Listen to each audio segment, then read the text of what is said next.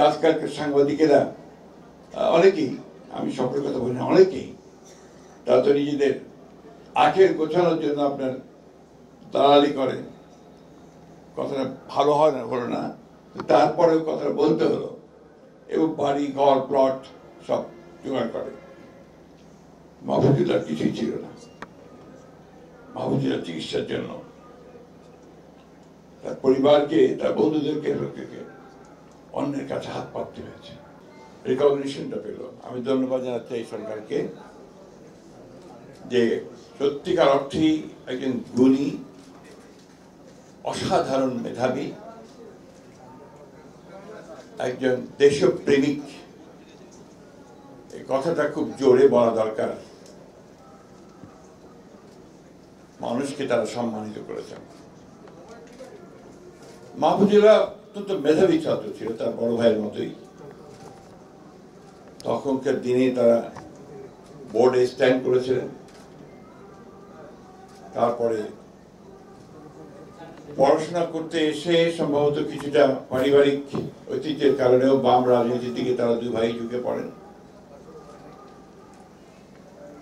মাহফুজুল্লাহর মূল উদ্দেশ্যটাই ছিল যে সমাজে একটা পরিবর্তন নিয়ে আসা,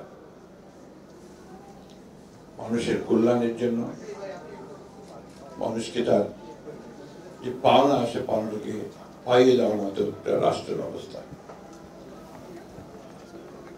অনেক স্মৃতি আছে মাহফুজুল্লাহ আমার সঙ্গে। আমি তার সঙ্গে একসাথে চীনে গেছি, নরওয়েতে গেছি, সুইজারল্যান্ডে গেছি, লন্ডনে গেছি রাজনীতির কারণে। এবং এই একসাথে যাওয়াটা যে কত মধুর হতে পারে, কত জ্ঞান গর্ব হতে পারে, সেটা আমি উপলব্ধি করেছি। এখানে ইকবাল হাসান মাহমুদ টুকু আছেন, আমির খসরু সাহেব আছেন। তারা জানেন যে রাজনীতিতে মাহফুজুল্লাহ সক্রিয় ছিল, দল করতো না সে। তার যে রাজনৈতিক চিন্তা, সেই চিন্তাকে নিয়ে সে সামনে এগিয়ে যেত। এবং খুব সঙ্গতভাবেই দুটি মানুষের ব্যাপারে সে যে দুটো বই লিখেছে, একটি প্রেসিডেন্ট জিয়াউর রহমান এবং আরেকটি বেগম খালেদা জিয়া। এই দুজনেরই বাংলাদেশের পুরো ইতিহাসে যে কত বড় অবদান এবং তাদের যে কাজগুলো মানুষের জন্য যে কতটুকু উপযোগী ছিল, সে কথাগুলো তিনি বলার চেষ্টা করেছেন এবং নির্মমভাবে বলার চেষ্টা করেছেন। প্রচুর কাজ করেছেন। শহীদ প্রেসিডেন্ট জিয়া রহমান সাহেবের বইটা লিখতে তিনি প্রায় 5-6 বছর সময় নিয়েছেন। বেগম জিয়ার পুরো বই লিখতে তিনি 4 বছর কাজ করেছেন এবং কোথাও কোনো ফাঁকি দেওয়ার কোনো প্রবণতা ছিল না।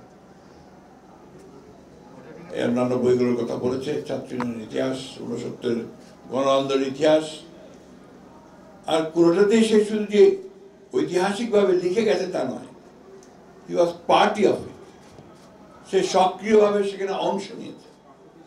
আমি সবচেয়ে বেশি আমার মনে পড়ে যে 14 নির্বাচনের পরে 18 নির্বাচনের আগে এই সময়টা সে অনেক কাজ করেছে।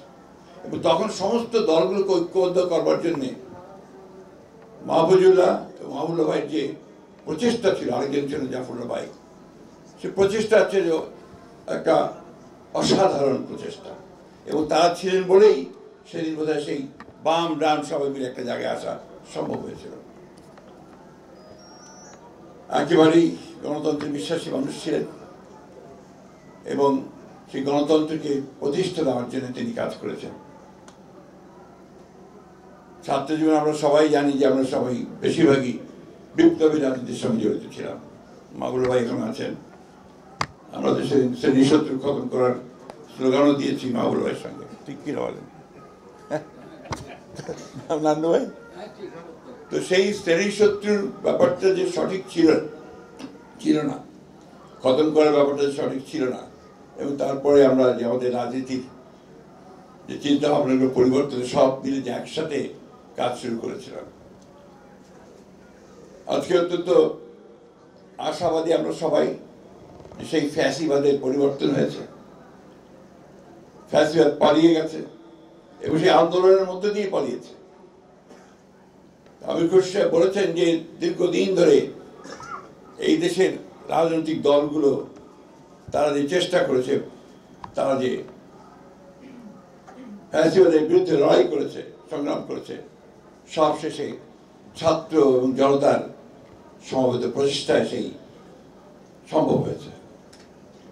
আজকে একটা আশার আলো সবাই আমরা দেখতে পাচ্ছি যে আবার নতুন করে বাংলাদেশকে আমরা গড়ে তুলব। সবাই কথাটা বলছি, এটাতে সবারই আমার মনে হয় আরো অনেক বেশি আন্তরিক হওয়া প্রয়োজন এবং সত্যিকার অর্থেই আমরা যেন সবাই ভবিষ্যৎ প্রজন্মের জন্য যে কথাটাকে বলা হয়েছে বাসযোগ্য দেশ, তিতুমির বলেছে, সেই বাসযোগ্য দেশ তৈরি করার জন্য আমরা সবাই যেন কাজ করতে পারি। মাহফুজুল্লাহর প্রতি আমাদের সম্মান দেখানো তখনই সফল হবে, চূড়ান্ত হবে, যদি আমরা তার এই আরাধ্য কাজটা আমরা করতে পারি।